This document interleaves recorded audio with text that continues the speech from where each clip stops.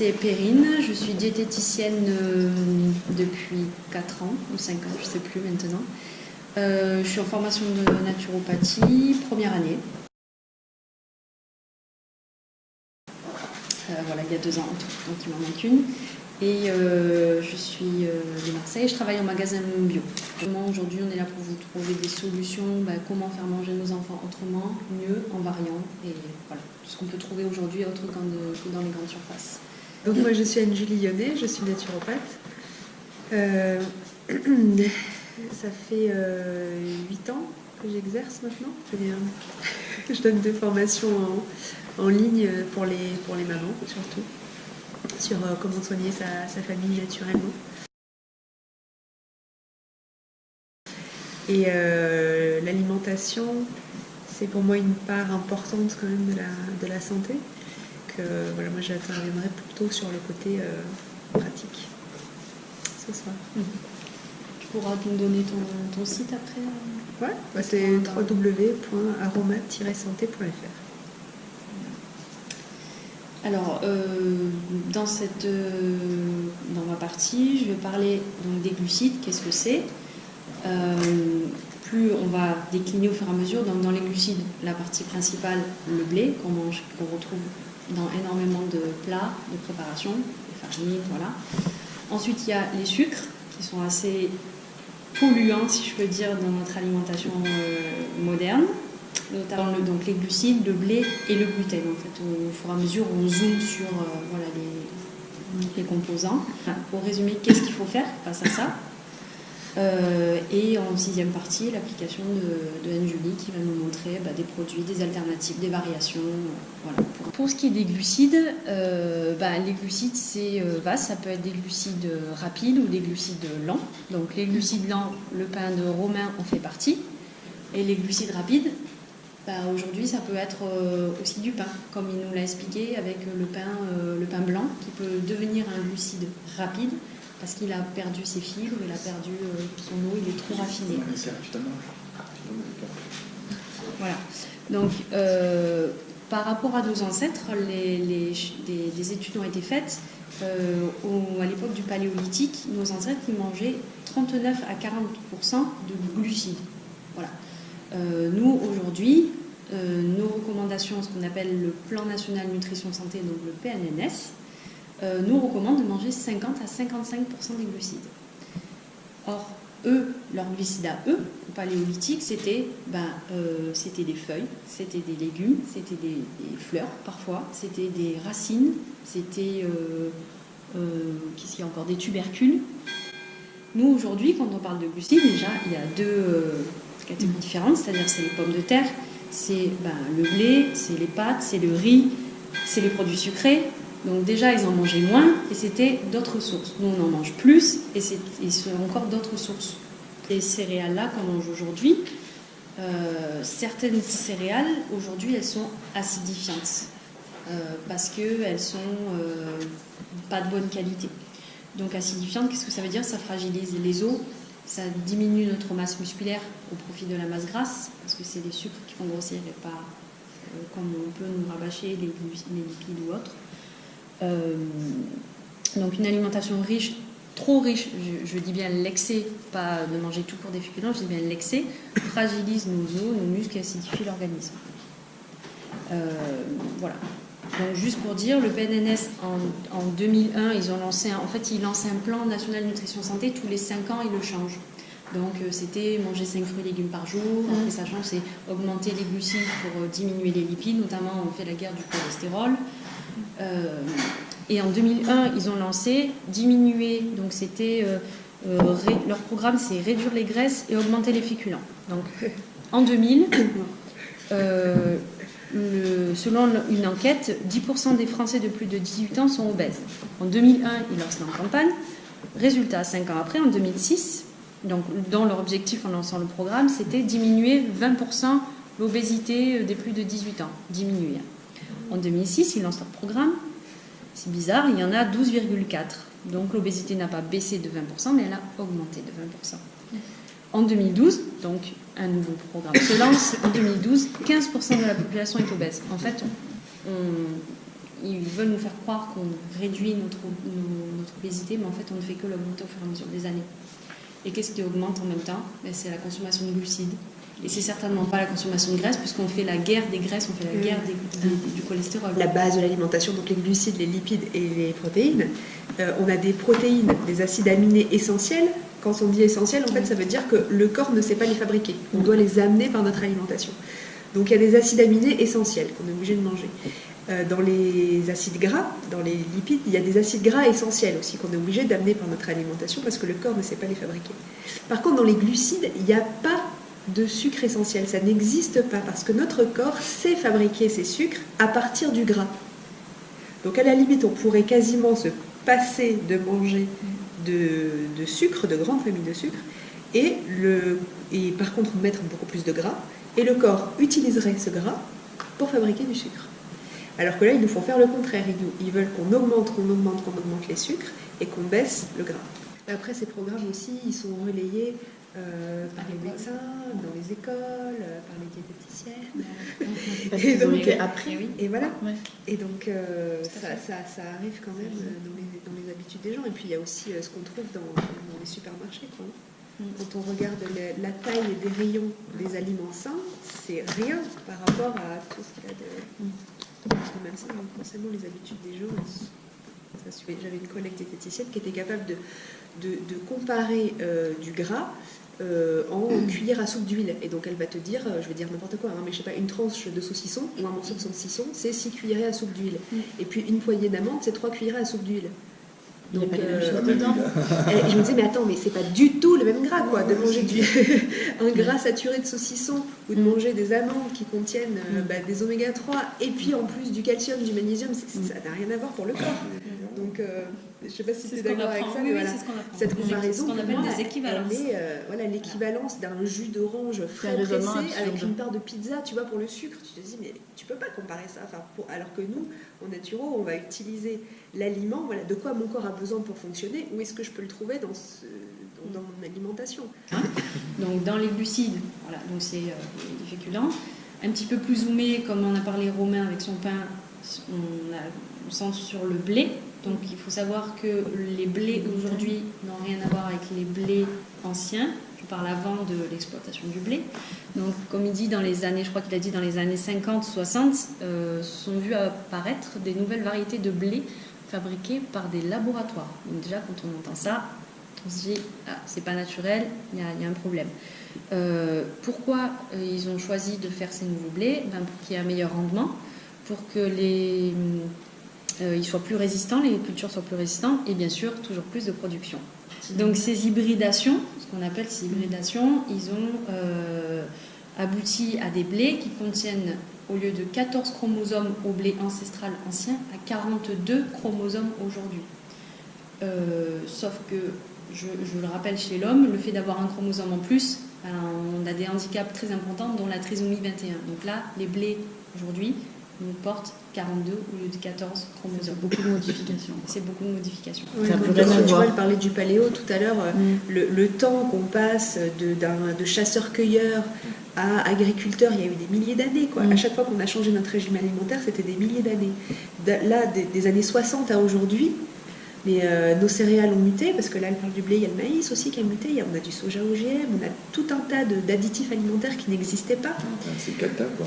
Donc, en 50 ans, c'est énorme. C'est énorme. Le corps, pour qu'il s'habitue à ça, tu vois, tu parlais tout à l'heure, est-ce qu'il n'y a pas une psychose autour de tout ça? Elle est due quand même à quelque chose. On mange plus, c'est vrai que moi, il y a plein de gens qui me disaient, non mais attends, on a mangé toute notre vie du pain et bu des verres de lait et c'est pas pour ça qu'on était malade. Mais le problème, c'est que le pain qu'on mange aujourd'hui n'est plus le même que ne serait-ce que celui que ma grand-mère mangeait, quoi. Et le lait, exactement pareil, c'est plus le même lait, quoi. Quand tu vois qu'il y a une politique agricole commune qui réduit le lait, donc du coup on n'en a pas assez, donc on va acheter du lait en poudre en Nouvelle-Zélande qui est réhydraté ici, qui est repasteurisé. Enfin, ça n'a rien à voir avec ce qu'on pouvait boire avant, et c'est pour ça qu'on digère mal. Voilà, ce blé moderne, en fait, il fragilise nos intestins, qui sont plus capables de digérer, comme l'a dit Anne-Julie. Donc, parce que ils sont tellement enrichis en gluten, cette protéine dont a parlé Romain, que le corps, en fait, naturellement, il ne connaît pas cet aliment-là et il n'a pas de quoi le digérer. Il n'a pas eu le temps de s'habituer. Non. C'est pas qu'il a pas le temps, c'est que comme c'est C'est créé pas, par il a pas l'homme, le temps. il ne sait pas, il ne connaît pas. C'est des blés On n'a pas eu hybrides, le temps en de fait. muter encore. Voilà, Attendre quelques c'est- générations. On n'a pas encore muté, donc ça va peut-être arriver. Hein. On est en cours. Donc, forcément, Il y a une pas de digestion de ces matières-là, ça crée des réactions inflammatoires. Nos réactions inflammatoires, ça peut être... alors en soi, c'est pas dangereux, mais c'est les petits maux du quotidien qu'on commence à ressentir au XXIe siècle. C'est les ballonnements, c'est les problèmes digestifs, les diarrhées, les constipations, les insomnies, les fatigues chroniques, les maux de tête, voilà, les os un peu plus fragiles, l'ostéoporose. Toutes les maladies ORL. Les maladies ORL, les maladies de peau qui sont très très fréquentes. Moi qui travaille en magasin bio, j'ai une maman sur 3 qui vient me voir, mon enfant a des problèmes de peau. Le blé aujourd'hui, c'est un blé en fait pour faire plus joli, pour rendre une brioche plus moelleuse, pour rendre en fait c'est beaucoup d'air, c'est beaucoup de chimie aussi.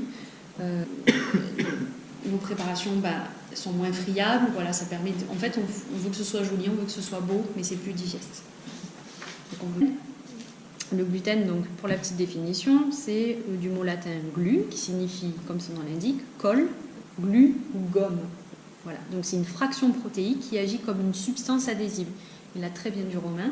C'est comme un élastique. Donc si vous voulez vous imaginer quelque chose, vous imaginez une pâte à fixe. Voilà. C'est très bien fait. Et si vous voulez faire l'expérience avec les enfants de savoir ce que c'est, vous prenez de la farine, vous mélangez à de l'eau et vous faites une petite boule et vous la mouillez, vous laissez l'eau du robinet couler, vous la mouillez jusqu'à ce que tout l'amidon s'en aille. Il va rester de la farine, je parle peut-être pas les farines de Romain, mais une farine industrielle assez chimique.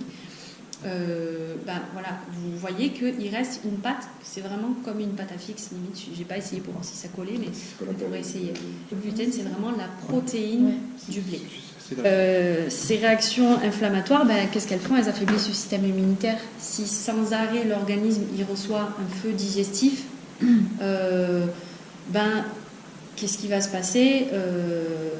L'organisme va vouloir l'éteindre, donc il va déclencher des mécanismes pour aller éteindre ce feu digestif, ce feu qui est toujours là, donc ces nausées, ces ballonnements, ces insomnies, ces fatigues chroniques, ces maux de tête aussi. Voilà, donc c'est comme si on envoyait des pompiers sans arrêt éteindre un feu. Donc au bout d'un moment, l'organisme, il n'est pas fait pour ça. Il n'est pas fait pour sans arrêt se retourner contre lui. En fait, il est fait pour des agressions extérieures. Et quand c'est permanent, quand c'est tout le temps, voilà, ça l'abîme. Tout ça, là, ce que tu dis, ce qui se passe, ça se passe beaucoup au niveau intestinal.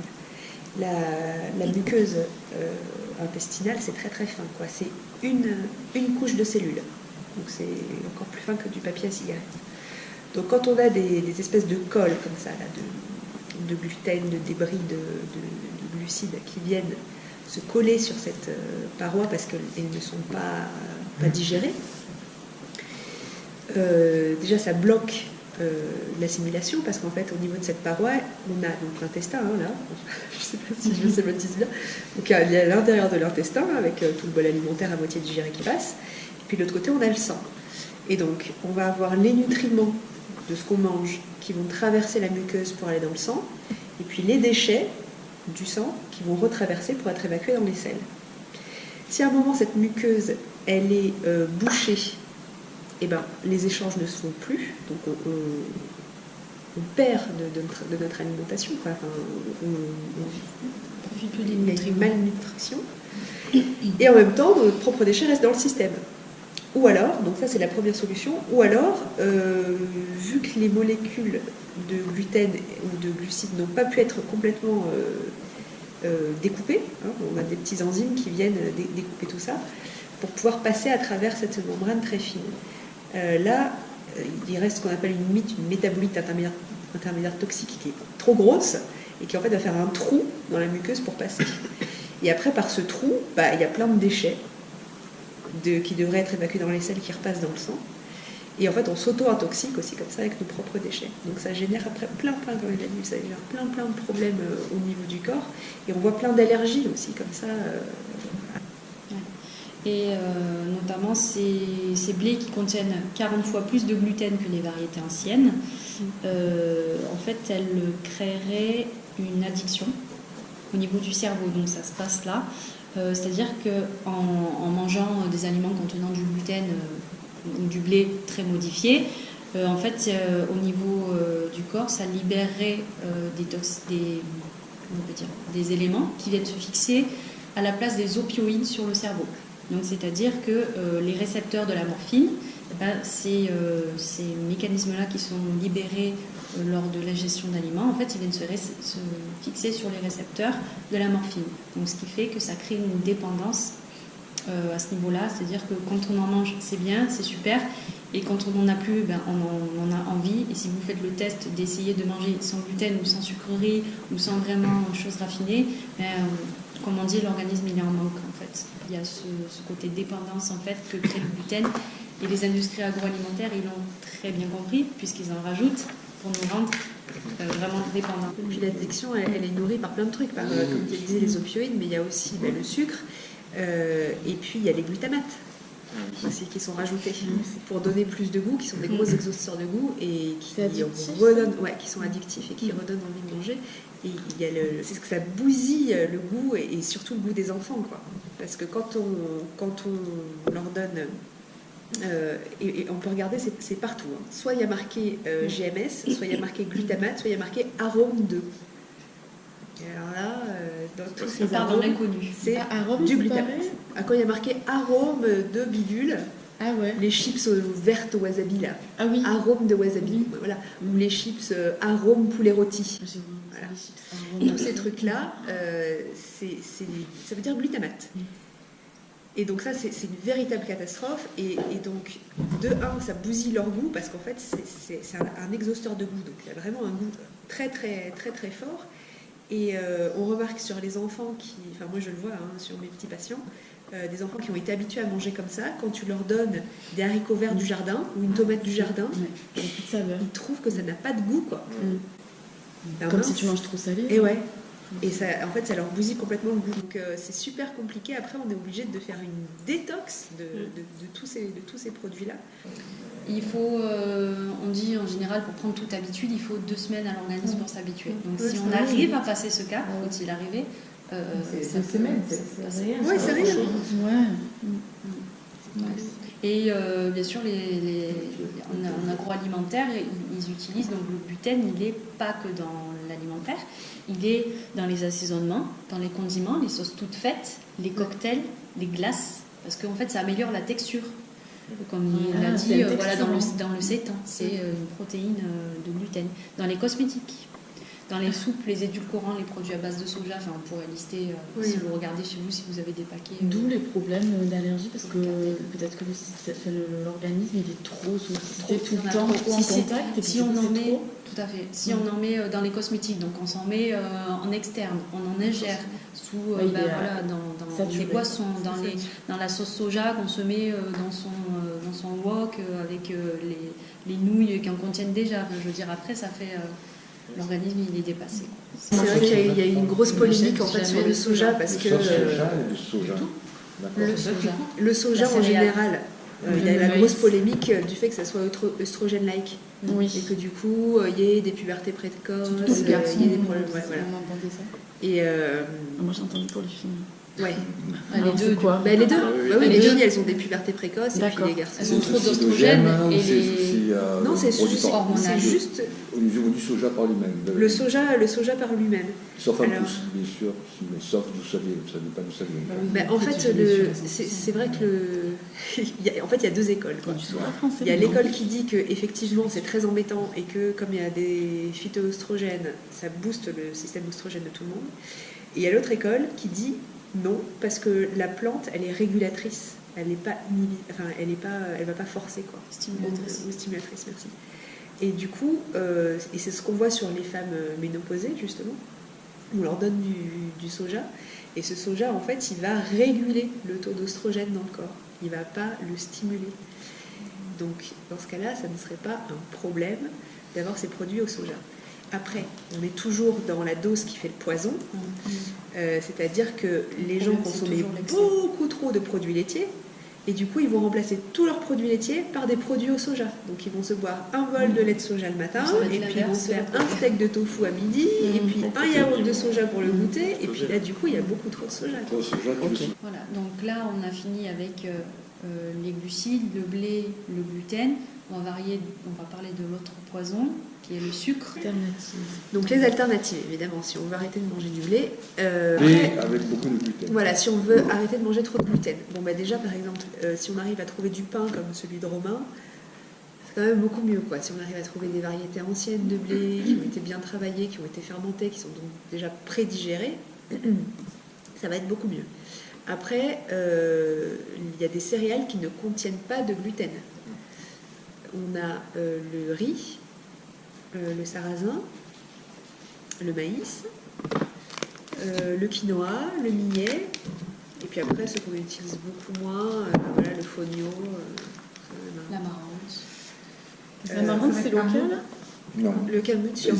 Il y en a quelques cultures. Comme le petit épeautre. Comme le petit épeautre, là j'ai amené du petit épeautre. Si on a vraiment une maladie cœliaque, si vraiment on est allergique, le petit épeautre, ça va pas passer. Mais si on veut juste diminuer, limiter son taux de gluten, ça va passer. Donc, on peut. Celui-là, il est local, hein, mais il n'est pas bio. Kamut, c'est Khorasan, c'est pareil. C'est Khorasan. Kamut et Khorasan, oui. Les pâtes, tous les trucs sans gluten, en fait, moi je suis pas vraiment fan. Enfin, moi, manque de bol, je viens d'une famille italienne où on mange beaucoup de pâtes.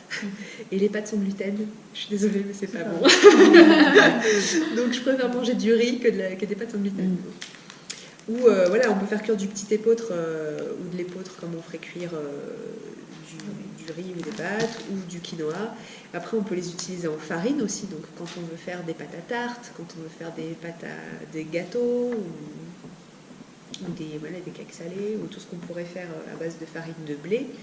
On peut utiliser de la farine de riz, on peut utiliser de la farine de sarrasin. Là, j'avais ramené de la farine d'épeautre ou de petit épeautre. Donc il y a plein d'alternatives en fait. C'est juste le coup de main à prendre de changer ce qu'on achète. Mais on va varier. Voilà, et de varier. Mais on peut utiliser vraiment beaucoup moins de gluten.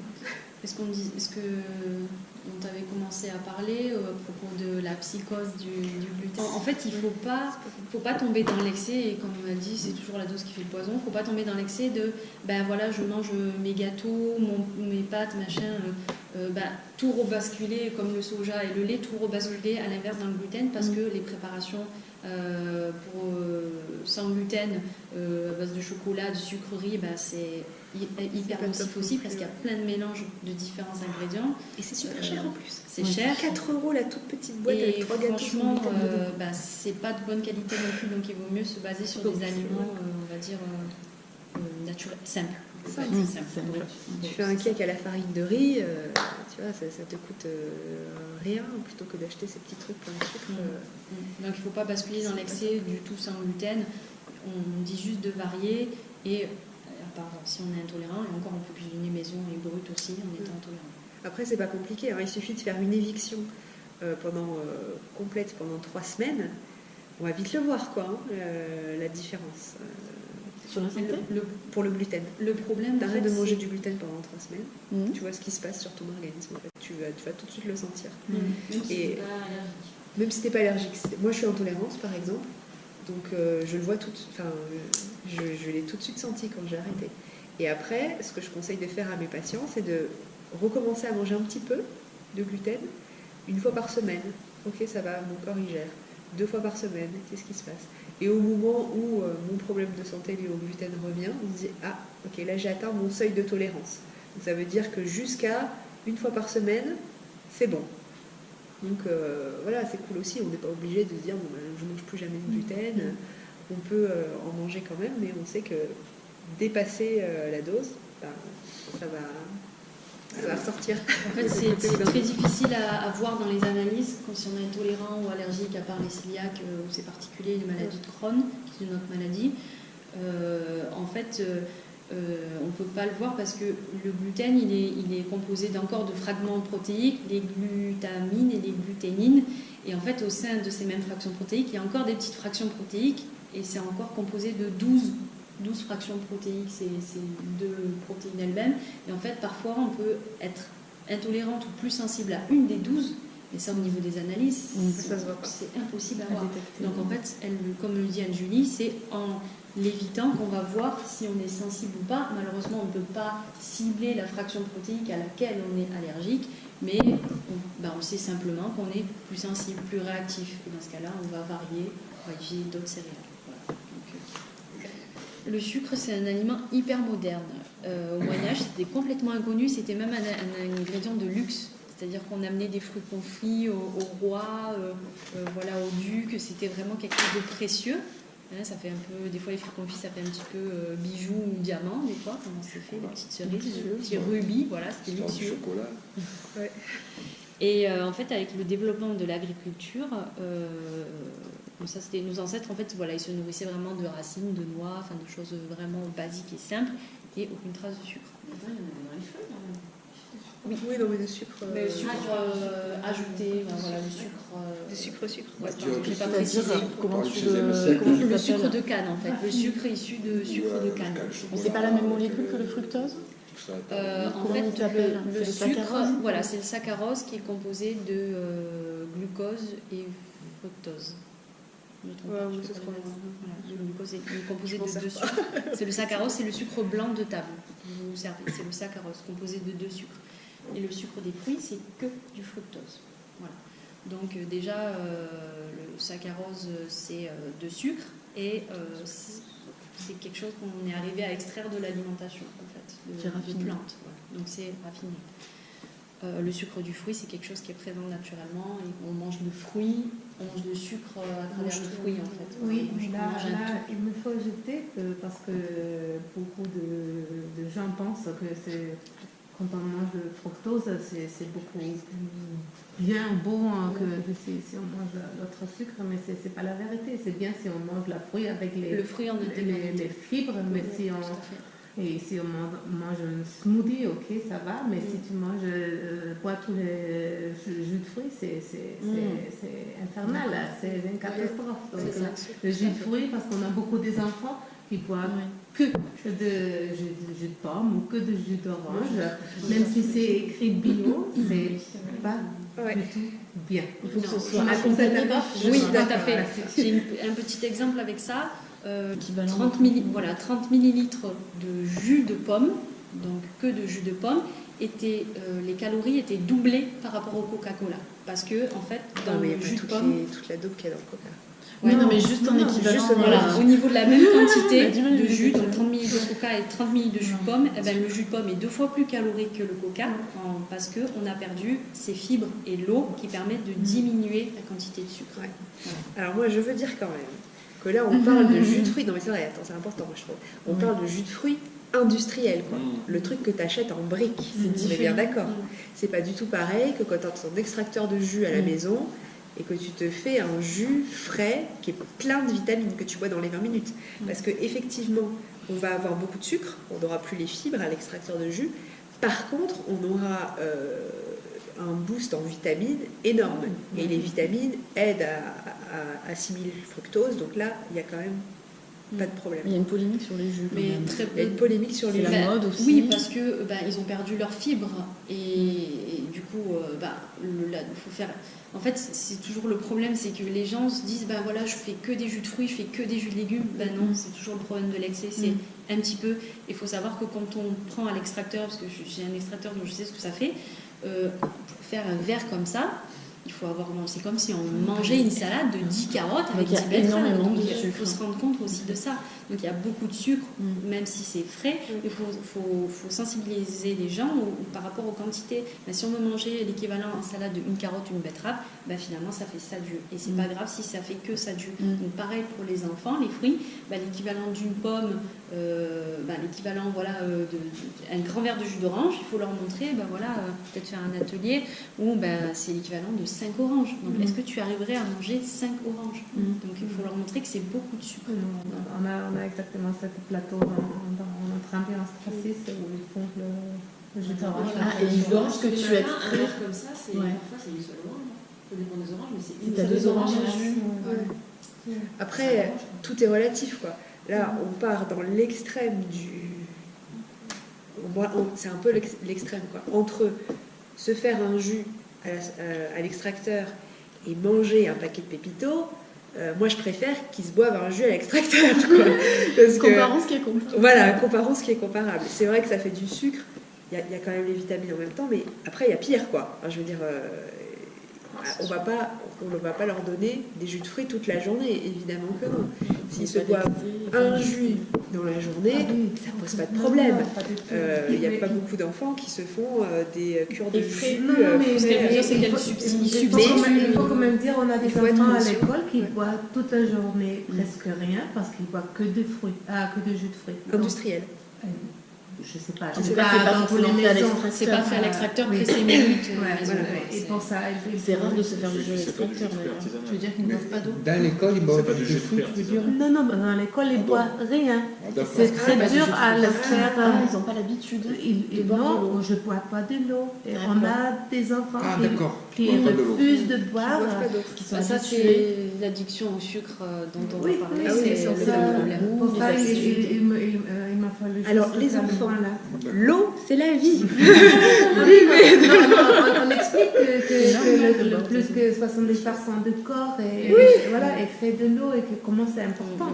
Mais quand même, c'est une habitude. Et changer une habitude, c'est pas trop agréable. Voilà. Eh oui, c'est sûr.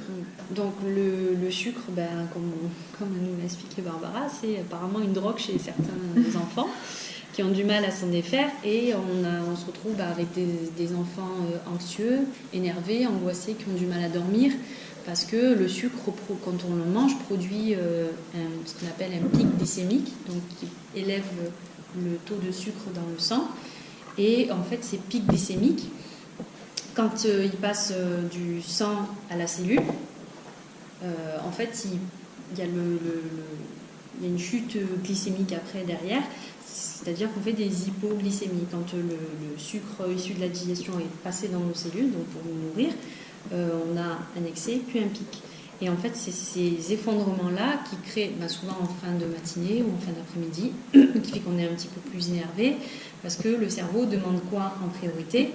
On pense que c'est le sucre. Voilà, en fait, peut-être qu'il a soif, peut-être qu'il a faim d'autres choses, mais comme on est conditionné, la première chose à laquelle on pense, c'est pour aller mieux, pour un petit peu me donner des vitamines, de la force, c'est le sucre. Pourquoi? Parce que c'est les messages qu'on veut faire passer les industriels. En mangeant ton petit prince ou tes chocs à pic, tu seras plein d'énergie. Merci, ça repart, tu seras plein d'énergie. Et en fait, c'est fait pour nous faire monter la glycémie, nous rendre dépendants. Et la première chose à laquelle on pense quand on a faim, qu'on est énervé, c'est encore du sucre. Donc le sucre entraîne le sucre. Ouais. Je pense que donc le sucre, malheureusement, c'est la première cause d'obésité. Et même si nos plans nationaux nutrition santé veulent nous faire croire que c'est le gras, c'est le sucre en priorité qui nous fait le problème. Voilà. Et qui nous rend malade. En fait, l'organisme, l'être humain, c'est un organisme de stockage. Il est fait pour stocker parce que, à l'époque, femme est fait pour stocker. L'être humain en général, on est nos cellules. Pourquoi on grossit? On voit bien, c'est qu'on est fait pour stocker. Sauf que à l'époque, les hommes avaient un travail plus important. Ils construisaient leur propre maison, ils faisaient leurs propres légumes, donc ils avaient une activité importante. Donc il y avait des famines aussi. Donc en fait, l'organisme stockait et déstockait en permanence selon les saisons. Il y a plus de fruits, donc on restocke l'été, l'hiver, voilà. Sauf qu'aujourd'hui, on stocke. Qu'est-ce qu'on fait dans une maison quand on accumule beaucoup d'objets? On a envie de pousser les murs pour accumuler encore plus d'objets. C'est ce que le corps fait. Il pousse sa peau, il pousse ses cellules pour accumuler encore plus de réserves. Il faut stocker. Ces stocks ne sont jamais défaits, et ce qui fait que on grossit. Et juste pour la parenthèse, les cellules adipeuses, donc qui sont nos cellules graisseuses, elles ne stockent pas le gras, mais le sucre. Et tu l'as dit tout à l'heure d'ailleurs. C'est le sucre qui est stocké et pas le gras. C'est pas normal? Non, normalement, on c'est, stocke le gras. elle a dit le gras, il y a les acides gras essentiels et les acides aminés essentiels, elle a dit tout à l'heure. Donc ça, c'est essentiel, ça doit être apporté par l'alimentation. Par contre, les glucides et le sucre, elle a dit limite, on pourrait s'en passer parce qu'en fait, c'est une gestion de stockage. Donc si on voit, voilà, on n'est pas trop amaigri, tout ça, ben, on n'a pas besoin de faire de stock, donc on n'a pas besoin d'avoir plus de glucides ou de consommer trop de glucides. Par contre, voilà, si on n'est pas très en chair, ben, c'est que on voit qu'on a besoin d'un petit peu de glucides, et en fait c'est comme ça qu'on va se gérer. Et au contraire, nous, non, on apporte tout le temps beaucoup de glucides, tout le temps, et il faudrait apprendre à se gérer en fonction de son organisme. C'est le sucre issu de la digestion, il est transformé en gras quand il a besoin d'être stocké.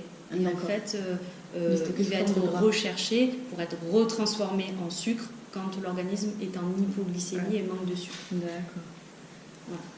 Donc c'est transformé, le sucre est transformé en gras pour stocker. D'accord. Et tout notre système nerveux, ce qui passe dans le système nerveux, c'est de l'électricité. Hein, et donc tous nos nerfs, c'est comme si c'était des câbles électriques. Un câble électrique, c'est gainé. Tous nos nerfs sont gainés aussi. Hein, donc on a un nerf et puis autour on a une petite gaine de myéline qui les protège. Et en fait, le sucre blanc et les édulcorants du style aspartame, etc., détruisent cette gaine de myéline et donc mettent les nerfs à vif, littéralement, quoi. Enfin, vraiment. Et ça se voit hyper facilement sur les enfants qui mangent du sucre. Vous allez le voir à l'école, un enfant qui mange du sucre, il est surexcité, quoi. En fait, son organisme est en train de se faire agresser. Et on répond à cette agression par une excitation, en fait. Et il y a aussi tous les problèmes du coup de difficulté de se concentrer, de difficulté d'apprentissage, parce que le système nerveux est vraiment agressé. Et sur les enfants qui sont hypersensibles, et on a de plus en plus des enfants hypersensibles, c'est vraiment aggravé. Et donc sur ces troubles de l'attention avec hyperactivité, oui, donc des fois les enfants hyperactifs, on leur cherche des problèmes un petit peu psycho, mais en fait des fois l'alimentation, le fait de calmer un petit peu les inflammations et le sucre, ça permet vraiment de les apaiser, ces enfants. Les enfants comme ça, ils devraient avoir une alimentation quasiment sans sucre. Et c'est ce que je disais quand tout à l'heure, quand je disais, on pourrait manger beaucoup plus de gras et le corps le transformerait en sucre. Sur des enfants comme ça, c'est hyper intéressant de faire ça, en fait, de leur amener beaucoup de gras. Alors ça ne veut pas dire leur faire des œufs au bacon tous les matins, ça veut dire leur donner du saucisson et tout ça. C'est vraiment d'amener des huiles végétales de bonne qualité, des avocats, des purées d'amandes, beaucoup de léagineux comme ça, tous les jours, et vraiment de diminuer, d'enlever complètement le sucre blanc, d'enlever complètement l'aspartame, de remplacer par du bon sucre. Alors, je vous amène du bon sucre. Oui, qu'est-ce que c'est le bon sucre? Ouais. Alors voilà, ça c'est du bon sucre. Du rapadura? Ouais. Alors il y a du rapadura, il y a du muscovado. Donc quand on dit que le sucre ça fait des caries, celui-là il y a du fluor dedans, donc il est anticariogène. Donc on peut en manger sans avoir de caries. Et il y a aussi des vitamines B dedans. Et c'est quoi encore? Ça vient du sucre complet. C'est de sucre de coco, non? Non, c'est du sucre de canne. Sucre complet. de canne, Ouais. d'accord. Je l'ai acheté à la Biocop les Taillades. En vrac, hein. Surtout ne l'achetez pas dans les petits sacs parce que en sachet, là, ça coûte 8 € le kilo. C'est un truc de fou. Alors qu'en vrac, Et si on sent, ça sent la réglisse. Bon. Et toi, Et ça donne pour toi, ça c'est le sucre qui est le non raffiné. Ouais. Est-ce que le sucre blanc qu'on prend en bio est raffiné? Bah, bien sûr. Alors on pose Ça, souvent la c'est ma question en grande magasin question. bio, parce qu'il y a eu la réforme du sucre, c'est si je prends le sucre blanc, est-ce qu'il est raffiné? Alors le sucre blanc, en fait il y a des déclinaisons de sucre, il y a le blanc, le roux, le complet, et en fait au fur et à mesure, oui, il y a un raffinage comme le blé complet, demi-complet. Le blanc, c'est le plus, Oui. et le Le blanc, blanc, même s'il est bio, voilà. il est raffiné. Ah bah ouais. Oui. Et donc, Ça, si c'est je veux quand pas même du pas raffiné. top, quoi. Et donc si je veux prendre du sucre non raffiné, C'est ça. C'est ça. pas grave. Et après, j'ai amené aussi, alors non mais ça c'est trop bon, du sirop de fleur de coco. Le sirop d'agave, hein, j'en ai quand même, mais Ah, c'est pas Voilà. C'est pas fan. hyper sucrant, mais pas au niveau de la santé quand même pas top. C'est quand même celui-là qui reste le mieux avec et le miel. Et ça c'est quand même, moi j'aime bien. Et quand tu utilises le L'érable. sucre, tu en mets moins. C'est trop bon, voilà, le Ça sirop sucre d'érable. plus ou faut... Oui, Est-ce que moi, ça j'en mets sucre moins. plus? Ouais. Bah, Ouais, je déjà, il y a trouve un que- autre goût qui apparaît derrière qui fait que. Ça, ouais. Moi, je fais du caramel, c'est du caramel cru. En fait, je mixe ça, ouais, du sirop de fleur de coco avec de l'huile de coco, pas fondue. Et je mets un petit peu de sel. Et on dirait du caramel au beurre salé, quoi. Qu'est-ce que C'est trop c'est bon. xylitol? Du xylitol. Oui. Ouais, moi, j'en utilise pas. J'arrive pas. Pourquoi? C'est le, Je sais pas, c'est juste mon ressenti. J'arrive pas à utiliser ça. Moi, c'est le j'adore. sucre issu du boulot. Du boulot. Ouais. Le boulot, c'est Comment de tu l'arbre. Ouais. Ouais. Xylitol. Toi, t'adores. Moi, j'adore. Et ça a 60% moins de calories que le sucre. Ouais. Et aussi, hein, dans les pays scandinaves, Ouais. ils ont fait des grandes campagnes pour ça, parce que aussi, ça empêche le Les caries. le carie. Et la seule chose que si on utilise trop, il faut aller aux toilettes beaucoup. Mais bon, on peut... La même chose comme avec le soja, on ne va pas remplacer beaucoup de sucre avec Voilà, beaucoup de c'est ça. xylitol. Le diabétique. Mais avec le xylitol, juste une petite chose, il faut vraiment faire attention parce qu'ils vendent dans beaucoup de magasins bio, ils vendent le xylitol qui ne vient pas de cet arbre, Du boulot. mais qui vient de... Une copie. Une copie, mais il faut vraiment lire le truc écrit tout petit et qui venait de maïs, je pense, de Chine. Donc on sait ça peut pas être bio, c'est clair, et ça il faut faire vraiment attention. Mais oui, voilà, ils ont limité sa consommation de sucre et après utiliser des bons sucres. Alors, en résumé, qu'est-ce qu'il faut faire avec tout ça? C'est bien beau ne pas faire ci, ne pas faire ça, éviter de consommer ci, consommer ça. Déjà, lutter contre les idées reçues des agroalimentaires qui nous bourrent le cerveau avec leurs campagnes publicitaires. Dès qu'on voit une campagne, ils n'en veulent pas pour votre santé, ils en veulent pour votre argent. Donc, dites-vous ça. Et voilà, on nous manipule. Les idées reçues, c'est ne pas bannir le bon gras. Maladies, les noix, les avocats, ne pas repousser le cholestérol aussi, notamment avec les œufs. C'est le glucide qui donne de l'énergie, et on l'a vu que non, pas forcément. Et ces publicités, mensongères. Là, on nous parle d'éliminer de attention au cholestérol, attention au cholestérol. Alors le cholestérol, c'est pas le sujet, mais il faut savoir qu'il apparaît suite à un excès calorique en tout genre. Quand on dit qu'on a du cholestérol, ce n'est pas du gras, c'est dû à un excès calorique, donc en tout genre. Voilà. Et si vous remarquez les personnes qui ont du cholestérol, souvent elles ne sont pas comme ça. Elles sont en surpoids, sauf pathologie. Et donc tu veux dire, quand on parlait des œufs, tu veux dire qu'il ne faut pas... Il faut pas... se priver de manger des œufs. Non, du tout. Oui, parce qu'on entend souvent qu'il faut restreindre les œufs. Non, Il n'y a pas de restriction. Apparemment, on peut en manger jusqu'à 8 par semaine. T'as 10, non? C'est pas ça? Moi, je donne pas de... Oui, il n'y a pas de... Franchement, je donne pas de restriction de manger des œufs. Il n'y a pas plutôt le Faut blanc cuit. Il faut jamais des manger choses tout comme le ça. temps le même truc, quoi. Voilà. Parce que moi, j'ai vu des familles dans lesquelles, par facilité, ou je sais pas, pour se simplifier la vie, on mange tout le temps la même chose, quoi. Tu vois, tous les Oui, soirs, parce que ça avec demande les une mêmes énergie. Et oui, et du coup, là, il y a un problème, quoi. C'est pas possible de manger tout le temps la même chose. Il faut Oui, vraiment que ce varier. soit du poulet, des œufs, du poisson, c'est pas bon de manger tout le temps la même chose, tout à fait.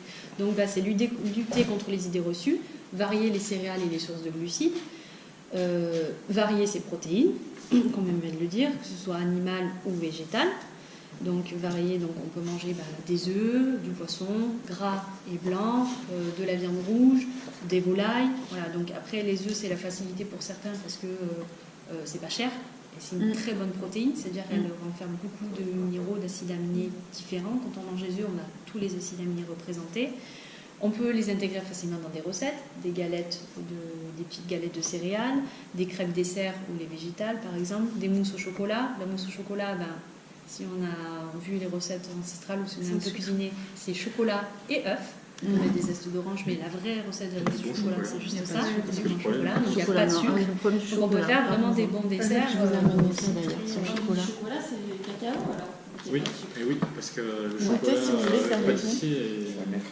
Ah oui, il y a du sucre dedans. Bah, le Déjà chocolat, beaucoup de une mousse, oui, j'ai déjà testé une mousse à 70% de cacao, donc il y a que 30% de sucre dans toute la tablette.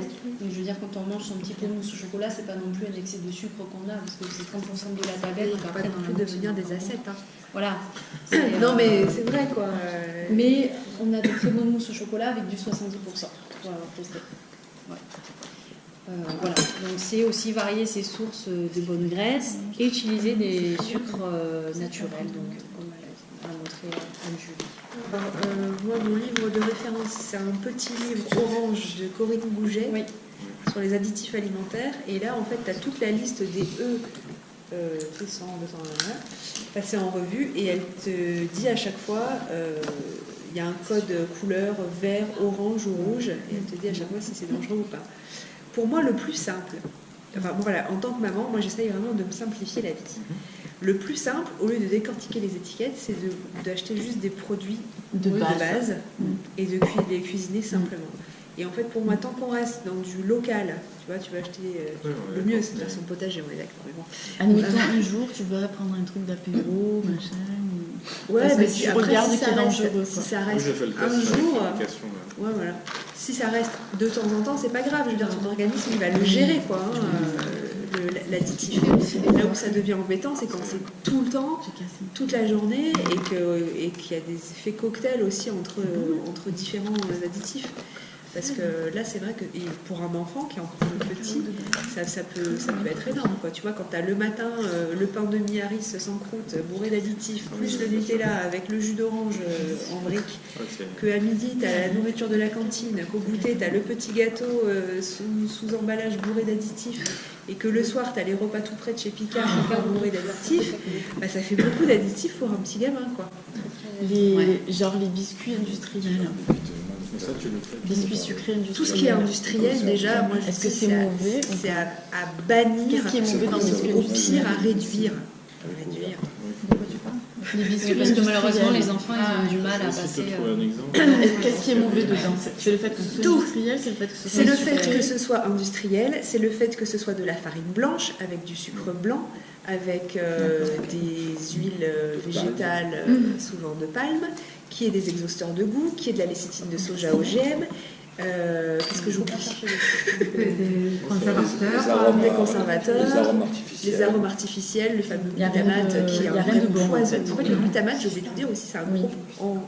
En plus du fait que ça leur pourrisse leur goût, c'est un poison pour le cerveau, oui, je te demandais pour le comment foie et pour les reins. Donc Ah. c'est quand même les 3 organes qui sont quand même super importants dans notre corps. Ça, c'est détruit par le glutamate. D'accord. Donc voilà, donc ça, c'est vraiment à bannir. Est-ce que, du coup, dans ton livre, il classe Ouais. un peu de ce Ça, genre-là? tu vas les trouver. Oui. Il y a une application sur les additifs, Yuka. Yuka, Et en fait, en scannant l'étiquette, c'est ça? on avait acheté des biscuits style BN au chocolat, mais bio et machin. Et en fait, c'est plutôt pas trop mal. Parce qu'en fait, en termes d'additifs, il y en a un seul qui n'a aucune incidence sur la santé. Et ça permet quand même d'offrir à l'enfant quelque chose un goûter, enfin en tout cas pour nous, d'offrir un goûter sucré Sans en limitant additifs. en limitant la casse quand même, quoi. C'est très bien que c'est Ouais, difficile. voilà. De toute façon, il y a des... le temps de cuisiner. Bah, c'est ça. que De toute c'est façon, là, il y a vraiment une transition, quoi. En fait, on faut reprendre nos Revenir aux habitudes. aliments simples. Tu de vas base. en parler d'ailleurs. Ouais. Non, mais je parle pour les repas surtout, pas pour les goûters, mais tu vois, pour les repas. Ouais, ouais. Des fois, c'est pratique d'acheter un truc industriel. Oui, mais voilà, il y a vraiment Ouais, une faut transition, faire quoi. ça, Tu faut passes faire pas ça. de... Une omelette. Voilà, il y a là où vous êtes aujourd'hui, Moi, je fais pas de la grande il y a cuisine, peut-être quoi. l'idéal de ce que vous voulez atteindre, et puis entre les deux, il y a une transition, quoi. Donc déjà, qu'est-ce qui est faisable pour vous aujourd'hui? Est-ce que c'est, je sais pas, changer votre petit déjeuner? Est-ce que c'est diminuer les sucres? Est-ce que c'est mettre des objectifs le gluten? Voilà. Atteignable. Essayer de faire le petit pas qui est après. Et puis après, une fois que ça c'est en place, et ben je fais l'autre petit pas, quoi. C'est pas de vouloir tout révolutionner du jour au lendemain, parce que ça, le gros risque, c'est d'après De se décourager. de se décourager, de repartir dans Et l'autre le sens. faire avec les enfants aussi, de dire ben, on fait un planning, voilà, ben, cette semaine, notre objectif, on en parle en famille, ben, on essaie de diminuer le sucre. Quand voilà, on a faim, on a envie, on va vouloir se jeter sur le biscuit, ben, on dit, ben non, préfère le fruit, le corps il préférera toujours digérer un aliment que la nature lui a offert plutôt que créé par la main de l'homme. Vous connaissez. Ça, ce qu'on fait souvent à l'école. Il ne faut pas hésiter à donner vraiment beaucoup des informations aux enfants. On explique, mais si tu manges le sucre comme ça, je sais, tu as envie, mais si tu le manges, est-ce que ça t'aide pour bien grandir? Et ils savent parce qu'on dit chaque jour, plusieurs fois, et on explique toutes les choses, pourquoi ça aide.